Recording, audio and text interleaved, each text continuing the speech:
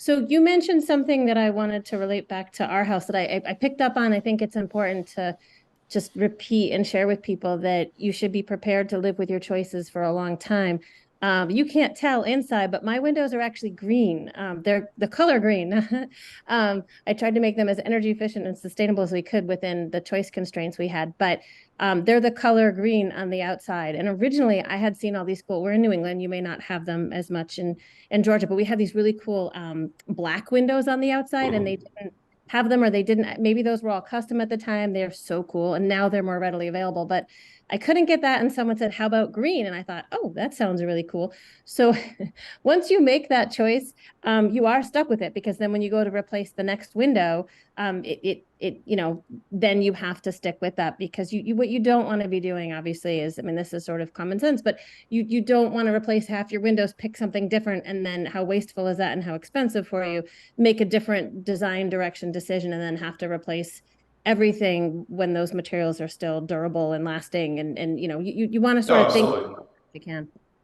Yeah, and I think that's the big reason that a lot of our clients say we don't want to go with that clad option. So um, Marvin, Anderson, a lot of them have these aluminum clad windows, and with that, there's like a Kynar finish on it. It's meant to be a forever material. So this is tested in Miami. It's tested like where the sun's beating on it for 30 years. It doesn't fade. It's great, but it's going to last for 30 years. Like, how often, like, are you going to want to change the colors in your house? And so that's why a lot of people still say, hey, I want a wood window. And it's not because they're not asking for a wood window because they want an inferior material.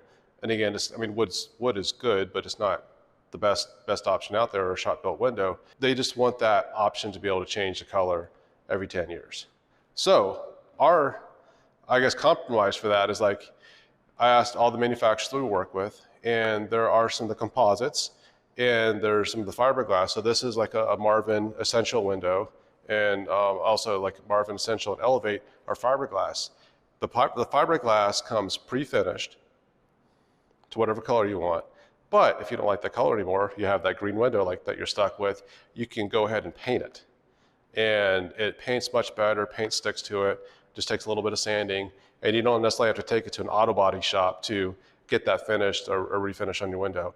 Now, if you do have a green window like you did, and it's like, you know what, I want to go with that black window, which everyone's going with that black or bronze option, you can still refinish those. It's just more difficult.